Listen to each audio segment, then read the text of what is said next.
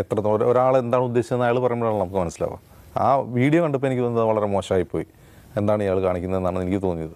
കാരണം ഒരു യുവ നടനുണ്ട്, കാരണം ഒരുപക്ഷെ രമേശ് നാരായണനേക്കാൾ മലയാളികൾക്ക് അറിയാവുന്ന ഒരു മുഖം ആസിഫ് അലിയാണ്.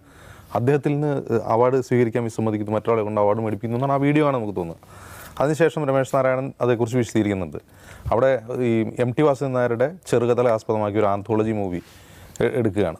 അപ്പോൾ ആ ആന്തോളജി മൂവിയിലെ വ്യത്യസ്ത കഥകൾ വ്യത്യസ്ത സംവിധായകരാണ് ചെയ്യുന്നത്.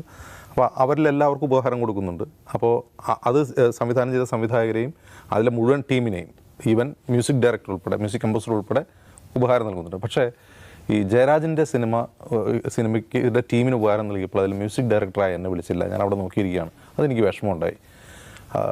അവസാനം ഇത് ആരോ ശ്രദ്ധയിൽപ്പെടുത്തി കഴിഞ്ഞിട്ട് ഏറ്റവും അവസാനം അയാളെ വേദിയിൽ വരുത്താതെ, വേദിയിലേക്ക് ക്ഷണിക്കാതെ ഇരുന്ന സദസ്സിലിരുന്നുകൊണ്ട് തന്നെ ആസിഫ് അലിയെ വിളിച്ച് ഒരു ഉപഹാരം കൊടുക്കുകയാണ്. കൊടുക്കാൻ വേണ്ടി ആങ്കർ ഇദ്ദേഹത്തിൻ്റെ പേര് വിളിക്കുന്നത് സന്തോഷ് നാരായണൻ എന്ന് മറ്റുമാണ്. അത് ഒരു അപരിഹാര്യമായ തെറ്റാണെന്നാണ് എനിക്ക് തോന്നുന്നത്. കാരണം രമേശ് നാരായണൻ ആരാണ് എന്ന് അറിയാത്തവരുണ്ടാകാം, പക്ഷെ അറിയുന്നവർക്ക് അദ്ദേഹം വലിയ ആൾ തന്നെയാണ്. കാരണം മലയാളത്തിൽ ഹിന്ദുസ്ഥാനി സംഗീതത്തിൻ്റെ ഏറ്റവും വലിയ ഐക്കണായിട്ട് ഇപ്പോൾ അദ്ദേഹം ഉണ്ട്. കർണാടിക് സംഗീതം മാത്രമല്ലല്ലോ സംഗീതം, ഹിന്ദുസ്ഥാനി സംഗീതം ഇഷ്ടപ്പെടുന്ന ആൾക്കാരുണ്ട്. ഹിന്ദുസ്ഥാനി സംഗീതത്തിലെ ഏറ്റവും വലിയ ഐക്കൺ തന്നെയാണ് രമേശ് നാരായണൻ. അദ്ദേഹം വളരെ കുറച്ച് സിനിമകളെ സംഗീത സംവിധാനം ചെയ്തില്ലെങ്കിലും അതെല്ലാം മെമ്മറബിൾ ആയിട്ടുള്ള വർക്കുകളാണ്. സംഗീതപ്രേമികൾക്ക് എല്ലാവർക്കും അറിയാവുന്നത്, നമ്മളിനി പ്രത്യേകിച്ച് പരിചയപ്പെടുത്തേണ്ട ആവശ്യമില്ല. ഗർഷോമിലെ പാട്ടായാലും മേഘമൽഹാറിൻ്റെ പാട്ടായാലും സംഗീതപ്രേമികളെ സംബന്ധിച്ച് അതൊക്കെ ബെസ്റ്റ് വർക്ക് തന്നെയാണ്. കർണാടിക് സംഗീതം മലയാളത്തിലേക്ക് കൊണ്ടുവരുന്നതിൽ ഇപ്പോൾ രവീന്ദ്ര മാഷൊക്കെ ചെയ്തിട്ടുണ്ടെങ്കിൽ പോലും കുറേ കൂടി തെളിഞ്ഞ ഹിന്ദുസ്ഥാനി സംഗീതം മലയാള സിനിമയിൽ കൊണ്ടുവന്ന ആളാണ് രമേശ് നാരായണൻ. അപ്പോൾ അങ്ങനെ ഒരാളെ അറിയില്ല, അയാളുടെ പേര് പോലും അറിയില്ല എന്ന് പറഞ്ഞാൽ അത് കൊടുക്കാൻ വൈകുന്നു. അദ്ദേഹത്തെ സദസ്സിലിരുത്തി ഉപഹാരം കൊടുക്കുന്നു പറഞ്ഞാൽ സ്വാഭാവികമായിട്ട് അദ്ദേഹത്തെ പിള്ളേർക്ക് ദേഷ്യം വരും. അദ്ദേഹം വിശദീകരിച്ച പ്രകാരം ഞാൻ വീണ്ടും ആ വീഡിയോ കണ്ടപ്പോൾ എനിക്കത് മനസ്സിലായത്, അദ്ദേഹം ഇറങ്ങി ആസിഫ് അലിയുടെ ഉപഹാരം സ്വീകരിക്കുമ്പോൾ അദ്ദേഹം തൃപ്തനല്ല. ഒന്ന് അദ്ദേഹത്തിൻ്റെ പേര് തെറ്റിച്ച് വിളിച്ചു, മറ്റൊന്ന് സദസ്സിലിരുത്തി ഉപഹാരം കൊടുത്തു. ഇത് തന്നെ ഒരുതരം അപമാനമാണ്. അങ്ങനെ അപമാനിതനായ ഒരാൾ ആസിഫ് അലിയിൽ നിന്ന് പുരസ്കാരം വാങ്ങുമ്പോൾ അയാൾ ആസിഫ് അലിയോട് എങ്ങനെ പെരുമാറി എന്നുള്ളതാണ് പ്രശ്നം. അപ്പോൾ ആസിഫ് അലിയോട് അയാൾ പെരുമാറുന്നത് വളരെ മോശമായിട്ടാണ്. ആസിഫ് അലിയിൽ നിന്ന് ഒരു ഷെയ്ക്ക് ഹാൻഡ് കൊടുക്കാൻ പോലും തയ്യാറാവുന്നില്ല, അവർ സംസാരിക്കുന്നത് അതിന് മുഖത്തേക്ക് പോലും നോക്കുന്നില്ല.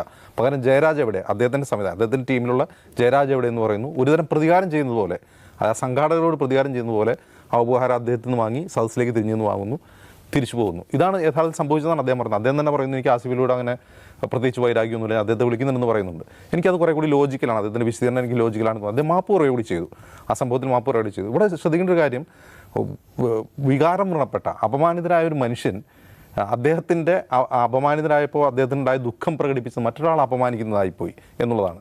അപ്പോൾ മലയാളികൾ മൊത്തത്തിൽ ഈ രമേശ് നാരായണനെ കുറ്റപ്പെടുത്തുമ്പോൾ എനിക്ക് തോന്നിയിട്ടുള്ള കാര്യം അത് ആസിഫ് അലിയോടുള്ള സ്നേഹം കൊണ്ടാണ്. കാരണം ആസിഫ് അലിയുടെ ഒരു മെൻറ്റാലിറ്റി നമ്മൾ നോക്കണമല്ലോ.